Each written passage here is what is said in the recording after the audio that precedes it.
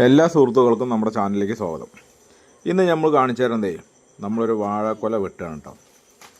പക്ഷെ ഇത് ഏതാ വാഴ എന്ന് പറഞ്ഞു കഴിഞ്ഞാൽ നിങ്ങൾക്കൊരു രസമാണ്. എന്താ സംഭവിച്ചാൽ ഇതാണ് കേട്ടോ, പൂജക്കദളി എന്ന് പറയണ കദളിയാണ് കേട്ടോ. അതായത് നമ്മൾ ഗുരുവായൂരൊക്കെ പോയി കഴിഞ്ഞ് കഴിഞ്ഞാൽ അവിടെ കൊണ്ടുപോയിട്ട് കൊടുക്കുമ്പോൾ തളിയിൽ കൊണ്ടുപോയിട്ട് ഒരു 4-5 പഴം വെച്ചിട്ട് കൊടുത്തിട്ട് പൂജിക്കാൻ കൊടുക്കുന്നില്ലേ തളികയിൽ, ആ കദളിയാണ് കേട്ടോ ഇത് വെട്ടുന്നത്. പൂജക്കദളി എന്നാണ് ഇതിനെ പറയുക.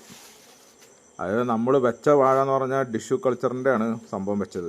പക്ഷെ ഇത് കായ ഇപ്പോൾ വെട്ടണത് പൂജക്കദളിയുടെ കായാണ്. പക്ഷെ കായ സൂപ്പർ കായാണ് കേട്ടോ.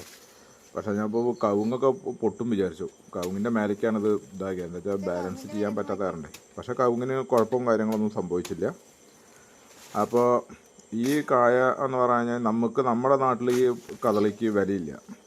എന്താ വെച്ചാൽ ആൾക്കാർക്ക് ഇതിനെക്കുറിച്ചിട്ട് അറിയില്ല. ഈ പൂജക്കദളിക്ക് എന്താ റേറ്റ് എന്ന് ആൾക്കാർക്ക് അറിയില്ല. ഇത് ശരിക്കും പറഞ്ഞു കഴിഞ്ഞാൽ ഗുരുവായൂർ ഈ സംഭവത്തിന് ഒരു 5 അല്ലെങ്കിൽ 6 പഴം ഉണ്ടാവും. അതിന് ശരിക്കും 40 രൂപ കൊടുക്കണം, 5-6 പഴത്തിന്. പക്ഷേ കായക്കൊലത്തെ കായൊക്കെ വിണ്ട് പൊട്ടി മൂത്ത് കലകലേന്നായിട്ടുള്ള കായാണ് കേട്ടോ. അപ്പോൾ അത് വെട്ടുകയാണ് നമ്മുടെ വീട്ടിൽ ഉണ്ടായ സംഭവം. നമ്മൾ പണിയെടുത്ത് ഉണ്ടാക്കിയതാണ്. അതായത് നമ്മൾ പറഞ്ഞു കഴിഞ്ഞാൽ അധ്വാനിച്ച് കഴിഞ്ഞ് കഴിഞ്ഞാൽ എന്തായാലും അതിനുള്ള ഗുണം ഉണ്ടാവും. പക്ഷേ നമ്മൾ അധ്വാനിക്കണം നന്നായിട്ട്. അപ്പോൾ അതാണ് നമ്മുടെ കായക്കൊല.